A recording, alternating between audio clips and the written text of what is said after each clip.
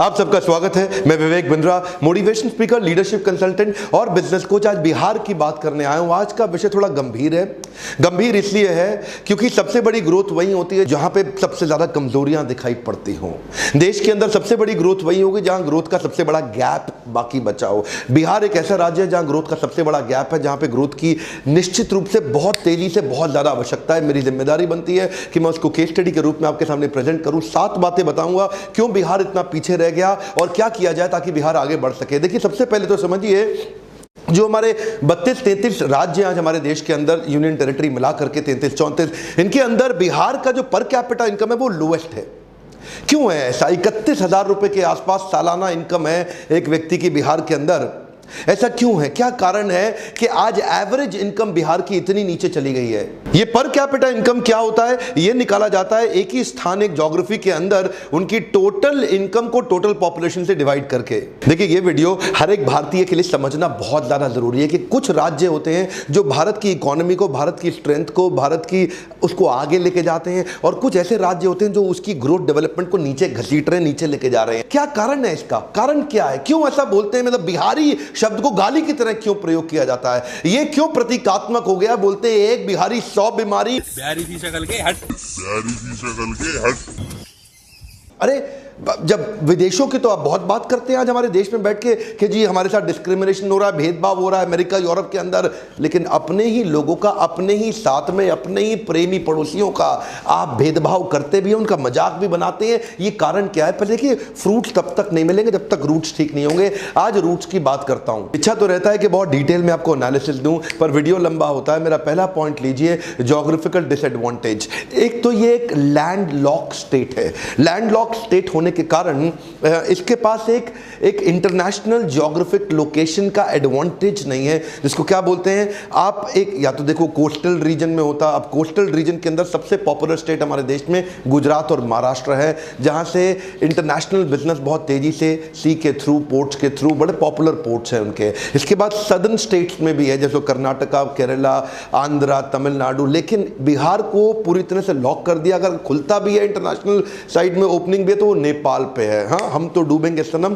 तुम्हें भी ले डूबेंगे। अब इसके कारण ग्लोबल एक्सेस मिलता नहीं है, ट्रांसपोर्टेशन कॉस्ट बढ़ जाती है। बिहार का एक रीजन ऐसा है जहां सूखा पड़ जाता है, दूसरा रीजन ऐसा है जहां बाढ़ ज्यादा आ जाती है। अब क्योंकि इसके कारण लोगों को बिहार छोड़ के बाहर निकलना पड़ता है अपनी लाइवलीहुड के लिए। अगला पॉइंट है नो मेजर इंडस्ट्री। बिहार के अंदर कोई बड़ी इंडस्ट्री है ही नहीं। कोई बड़ी इंडस्ट्री अभी भी ब्लू चिप कंपनीज के अंदर, हिंदुस्तान यूनिलीवर के अलावा बड़ी कंपनी इस समय बहुत ज्यादा इन्वेस्टमेंट बिहार में करना ही नहीं चाहती। आप समझिए बात को कि बंगाल से, उत्तर प्रदेश से, मध्य प्रदेश से ट्रक भर भर के माल आता है, लेकिन वो ट्रक वापस खाली जाता है। कम ऑन, वापस खाली जाता है। यहां से बिहार से कुछ बाहर नहीं जा रहा, बिहार बाहर से माल ले रहा है, दे नहीं रहा कुछ भी। पहले शुगर मिल्स और फर्टिलाइजर्स के प्लांट्स हुआ करते थे, इकोसिस्टम कमजोर होने से कंपनीज ने लॉसेस करना शुरू किया, वो भी बंद हो गई, लोग बाहर जाने लगे छोड़ के। नेले पे दहला तो तब हो गया कि जब झारखंड बिहार से अलग हुआ। जैसे ही झारखंड बिहार से अलग हुआ, मिनरल रिच कंपनी, सारे बड़े कॉर्पोरेट, जितनी भी माइनिंग होनी थी, सब झारखंड में निकल गया। बोकारो हाथ से निकल गया, टाटा नगर, जमशेदपुर हाथ से निकल गया। अब तो कुछ मिनरल भी नहीं बचा बिहार के, तो बिहार बेचारा दब गया। तीसरा पॉइंट है फ्रेट इक्वलाइजेशन पॉलिसी। ये 1950 के दशक में आया था और 1990 के दशक तक रहा।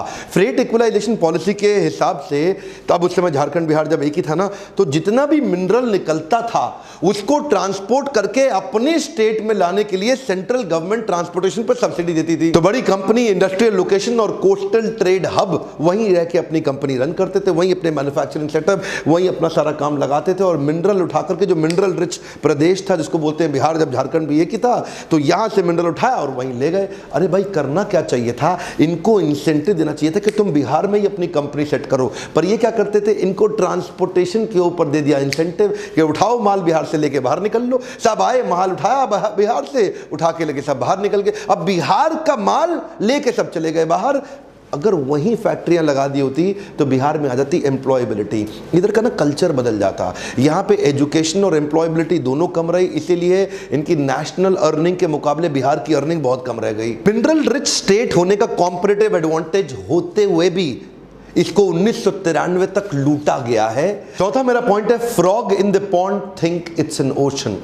इसे क्या बोलते हैं? इसे बोलते हैं कुएं का मेंढक। जो कुएं का मेंढक है ना, वो उस कुएं को समुद्र समझता है। तो जो बिहार का आदमी है ना, वो सिविल सर्विसेज को ही सब कुछ समझता है। उसके लिए जिंदगी सिविल सर्विसेज ही है सब कुछ। IAS IPS IFS बन जाऊं, सरकारी नौकरी मिल जाए, रेट लिस्ट तय कर दिया, तेरी सरकारी नौकरी, तेरे को दहेज में इतना पैसा मिलेगा। इनको क्या लगता है, सरकारी नौकरी मिल गई, IAS ऑफिसर बन गया, ये टेबल के ऊपर तो लेगा, नीचे से भी लेगा। और क्या सोचते, ये एक्चुअली बिहार में ना कल्चर बन गया। ये देखते थे अपने आसपास, ये देखो ये बाबू है, IAS अफसर है, अब बिजली तो आ नहीं रही है, लेकिन सरकारी जनरेटर पे इसके घर में 24 घंटा बिजली रहती है। तो एक एस्पिरेशन सोशल प्रूफ के साथ बनता चला गया पूरे प्रदेश के अंदर। अच्छा, क्रेज इतना ज्यादा हो गया सिविल सर्विसेज का कि अब अगर कोई व्यापार करने निकले भी ना, तो वो क्या बोलते हैं, ए चौबे जी छब्बे बनने निकले, दूबे बन के लौटे। दैनिक भास्कर का मैं एक आर्टिकल पढ़ रहा था, क्या कहते हैं, पॉपुलरली बिहार के अंदर रेट लिस्ट तय कर दी गई है। IAS अफसर है, इतने का दहेज मिलेगा। IAS अफसर को 1 से 3 करोड़ का दहेज मिल जाता है, IPS को 80 लाख से 2 करोड़, IRS IFS को 50 से 80 लाख मिलेगा, थोड़ा कम मिलता है बेचारों को। इंजीनियर PSU PCS ऑफिसर बन जाए, 40 से 80 लाख मिलेगा। एक्चुअली इसमें जात पे भी डिपेंड करता है, ऊंची जात को 80 लाख, नीची जात को 40 लाख। बैंक PO दरोगा स्टेशन मास्टर 15-20 लाख ले लेगा। सरकारी पियोन भी खाली हाथ नहीं जाएगा, वो भी 5 लाख रुपए तो निकाल लेगा दहेज के। ये क्या हो गया, ये सरकारी नौकरी ही सब कुछ है। एक बिहारी आदमी के लिए वो क्या कहते हैं, कहीं सूखा कहीं बाढ़, ना मिले नौकरी ना व्यापार, तो सरकारी नौकरी सब कुछ है। अभी बिहार को मैं और समझ ही रहा था कि इतने में किसी ने मुझे डाउरी कैलकुलेटर भी दिखा दिया। उसमें अपनी उम्र लिखो, कास्ट लिखो, क्या हो तुम, और उसके बाद लिखो प्रोफेशन कैसा है, मंथली सैलरी कितनी है, कहां पे काम कर रहा है, दिखने में कैसा, गोरा चिट्टा काला, हाइट कितनी है, पहली शादी है कि दूसरी शादी है, माता पिता क्या करते हैं। इससे क्या होगा, आपका डाउरी कैलकुलेटर निकल के आ गया कि कितना दहेज मिलेगा। इन्हीं चीजों ने मार दिया है हमारे देश को। आज भी हमारे देश में ऐसे संस्कार है कि दहेज की कमाई पे लाड टपकती है कि तेरे को कितना मिला, मेरे को कितना मिला, गाड़ी कौन सी आई। मेरा 5वां पॉइंट है, Bihar is famous for caste politics. Caste politics का मतलब क्या हुआ, इधर कास्ट पॉलिटिक्स ज्यादा चलती है, डेवलपमेंट पॉलिटिक्स कम चलती है। अच्छा देखो, हर चीज के फायदे नुकसान भी होते हैं। कास्ट पॉलिटिक्स का कुछ फायदा तो है। फायदा यह है कि पहले यहाँ पे जो ऊंची कास्ट होती थी वो नीचे वालों को बहुत दबाते थे पैसे से। अब वो उनको पैसे से दबाते थे, तो ये सोचे कि हम लोग जो है ना, सत्ता की पावर से, पॉलिटिक्स की पावर से अपने आप को खड़े करें, हमारे पास पैसा नहीं है। तो ये छोटी छोटी कास्ट के लोग इकट्ठे हुए और इन लोगों ने अपने आप को ऊंची जात के लोगों के सामने अपने आप को ताकत से खड़ा किया। तो कुछ फायदा होता है, निश्चित रूप से होता है। पर जब 91 के बाद लिबरलाइजेशन आया ना देश के अंदर, उस समय बाकी सारे राज्य सोच रहे थे कि हमारे को इंटरनेशनल फंडिंग मिले, अपने फॉरेन इन्वेस्टमेंट्स आ जाएं, अपने लिबरलाइजेशन का फायदा उठाएं, धंधा व्यापार बड़े करें। और ये लोग कास्ट के चक्कर में फंसे रह गए। यहाँ पे ग्रोथ पॉलिटिक्स हुई नहीं, यहाँ पे डेवलपमेंट पॉलिटिक्स की बात नहीं हुई। आज मैं किसी को ठेस नहीं पहुंचाना चाहता, पर कोई डेटा बताऊंगा। ये सब कास्ट के चक्कर में बिहार एक अनस्टेबल गवर्नमेंट की तरह रह गई। 70 सालों में 40 बार तो सत्ता बदली, 23 अलग अलग मुख्यमंत्री आए 70 साल के अंदर। एक मुख्यमंत्री को एवरेज 1.5 साल से ज्यादा मिला नहीं। यहाँ पे बात केवल जात पात की होती रह गई, डेवलपमेंट हुआ नहीं। एक्चुअली क्या सोचना चाहिए कि केवल मेरी कास्ट नहीं, अगर पूरे राज्य में खुशहाली आएगी तो फायदा सबका होगा। गोल्डन स्टेटमेंट को पकड़ लीजिए, अगर खुशहाली आएगी तो फायदा सबका होगा। जब पूरा बिहार ग्रो करेगा तभी फायदा होगा। उसको बोलते हैं इंक्लूसिव ग्रोथ। अगला पॉइंट है population growth rate and literacy growth rate. क्या मतलब हुआ इसका, यहां का जो पॉपुलेशन ग्रोथ रेट और लिटरेसी ग्रोथ रेट है, ये आपस में मिसमैच कर रहा है। लिटरेसी बढ़ नहीं रही है, फर्टिलिटी रेट सबसे ज्यादा है। फर्टिलिटी रेट का मतलब है एक मां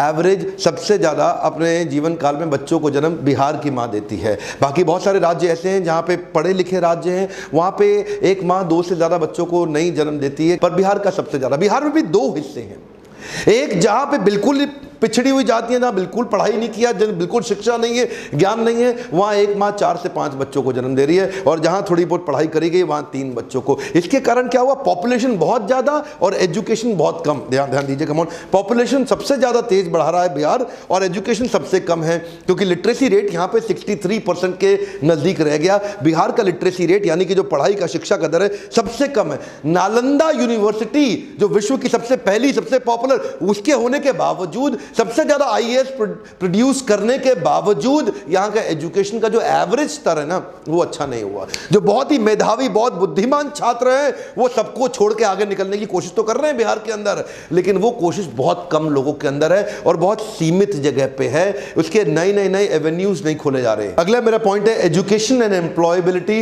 is directly proportionate to earnings. इसका क्या अर्थ हुआ, समझिए बात को। पॉपुलेशन से असर आता है एजुकेशन पे, एजुकेशन से असर आता है एम्प्लॉयबिलिटी पे। अब क्योंकि पॉपुलेशन बहुत ज्यादा है तो एजुकेशन उतनी हो नहीं पा रही है कवर, और उसके कारण एम्प्लॉयबिलिटी नहीं आ रही, क्योंकि स्किल बिल्डिंग एक्चुअल बिहार के अंदर जितनी होनी चाहिए थी वो हुई नहीं। अब थोड़े से कुछ आंकड़ों को देखते हैं इस पर कैपिटा इनकम के चार्ट को। 1950-51 तक बिहार का 204 रुपए था और पूरे देश का 265 था। 2013 तक बिहार बढ़ के 28,000 तक पहुंचा, लेकिन इतने में भारत बढ़ के 75,000 पे पहुंच गया। जिस स्पीड पे पर कैपिटा इनकम बिहार में बढ़ती है उससे कई गुना ज्यादा स्पीड पे ऑल इंडिया एवरेज आगे बढ़ जाती है। उनमें भी कुछ स्टेट्स हैं जो बहुत तेज आगे हैं, जैसे कि गोवा है और यूनियन टेरिटरीज में दिल्ली है। उसके बाद सिक्किम, हरियाणा, केरला, महाराष्ट्र, कर्नाटका। यहां पे एवरेज आदमी की इनकम बहुत अच्छी, लेकिन बिहार में एवरेज इनकम केवल 31,000 रुपया रह गई साल की। सिर्फ समस्या ही नहीं है, बहुत सारी अपॉर्चुनिटीज भी हैं, लेकिन यहां एजुकेशन पे फोकस और एटीट्यूड का बदलाव बहुत जरूरी है बिहार के अंदर। अनिल अग्रवाल तो आप जानते ही है ना, वेदांता ग्रुप के मालिक, केन्स वेदांता, आज one of the top 10 Indian rich people इनकी लिस्ट में इनका नाम आता है। ये बिहार से निकल के आए हैं। रविंद्र कुमार सिन्हा को नहीं जानते आप? SIS सिक्योरिटी इंटेलिजेंस सर्विस, सबसे बड़ी देश की सिक्योरिटी कंपनीज, इनके IPO भी निकले और इनफैक्ट इनकी कंपनी बहुत तेज ग्रो कर गई। बहुत सारे ऐसे व्यापारियों को जरूरत है जो एम्प्लॉयबिलिटी जनरेट करके दे सके। वो मानसिकता से बाहर आना है कि भैया सरकारी, मेरे को तो सरकारी, इस मानसिकता से बाहर निकल के वो सारी बिजनेस और ग्रोथ अपॉर्चुनिटीज प्रोड्यूस करनी है। सबसे ज्यादा ग्रोथ वही होगी, लेकिन मैं वहां ध्यान देना चाहता हूं जहां कोई ध्यान नहीं देना चाहता, इसलिए मैंने बिहार पे केस स्टडी बनाया। क्यों नहीं बिहार, जो पंजाब से आगे हुआ करता था एक समय पे, आज पंजाब 3 गुना ज्यादा इकोनॉमी ग्रो कर गया बिहार के मुकाबले पिछले 40-50 सालों के अंदर। क्यों हुआ ऐसा? आज एवरेज एज के मुकाबले में बिहार में यंगेस्ट पॉपुलेशन है, सबसे ज्यादा यंग पॉपुलेशन पूरे देश की आज बिहार में मानी जाती है। इतना यूथ है, सबसे ज्यादा हार्ड वर्किंग पॉपुलेशन के मामले में बिहार का नाम आता है। बिहार में बहुत सारी अपॉर्चुनिटीज और पॉसिबिलिटीज है, बहुत सारी ग्रोथ की। पहला मेरा आपको केवल ये सुझाव है, अपने होराइजन को बड़ा करें और पॉसिबिलिटीज पे फोकस करें। मैं लीडरशिप फनल ऐसे ही लोगों के लिए बनाने का प्रयास किया जिनको बिजनेस का नॉलेज अंडरस्टैंडिंग नहीं, लेकिन देखते ही देखते 6 महीने में नेक्स्ट लेवल पे जाते हैं। ऐसा नहीं कि मैं आपको कह रहा हूं कि लीडरशिप फनल ही आपके लिए सुझाव है, पर मैं इतना जरूर कहूंगा कि लर्निंग पे फोकस करिए, तभी अर्निंग बढ़ेगी। आपसे अगला प्रश्न पूछना चाहता हूं, किस और राज्य की केस स्टडी आप मुझसे चाहते हैं समझना, नीचे कमेंट बॉक्स में लिखिए। कौन से और स्टेट के ऊपर केस स्टडी बना सकूं। बिहार को आगे लेके जाना न केवल मेरी बल्कि इस देश में हर व्यक्ति की जिम्मेदारी है। बिहार के लोगों तक, हमारे प्यारे भाइयों तक ये वीडियो को पहुंचाइए, ताकि उनके अंदर शायद हो सकता है ये इंस्पिरेशन की चिंगारी जाग जाए। आपका वीडियो शेयर करना बड़ा महत्वपूर्ण है, क्योंकि अगर आप शेयर करेंगे तो लोग वीडियो देखेंगे, क्योंकि आपके शेयर करने में बहुत वैल्यू है। इसलिए इस वीडियो को पूरे बिहार के मेरे सारे भाइयों तक पहुंचाइए, ताकि उनके अंदर इंस्पिरेशन की एक चिंगारी जागे। अगर मेरे एजुकेशन बेस्ड वीडियो से अगर आपकी इतनी सी भी मदद होती है तो लाइक जरूर करा करिए। आपके लाइक से मुझे पता चलता है कि आपको इस प्रकार की वीडियोस पसंद है। मैं सोचता हूं कई प्रकार के लोगों पे वीडियो बनाऊं, गुजराती पे बनाऊं, कभी सोचता हूं सिंधी पे बनाऊं, मारवाड़ी पे बनाऊं, कितनी तरह की केस स्टडीज बनाने का मेरा मन करता है। पर एक बात रिक्वेस्ट करूंगा, अपने आसपास हर व्यक्ति से सब्सक्राइब कराइए, और कम से कम बिहार के अंदर हर आदमी को बोलिए सब्सक्राइब करने के लिए। बिहार की पॉपुलेशन आज 10 करोड़ की है, one of the largest populated state in the country, जिसकी अगर ग्रोथ हो गई तो पूरा देश बदल जाएगा। मेरे साथ जुड़े रहने के लिए, वापिस आके हर वीडियो को देखने के लिए प्रेम पूर्वक हर बार की तरह फिर से इस बार आप सबका बहुत बहुत धन्यवाद।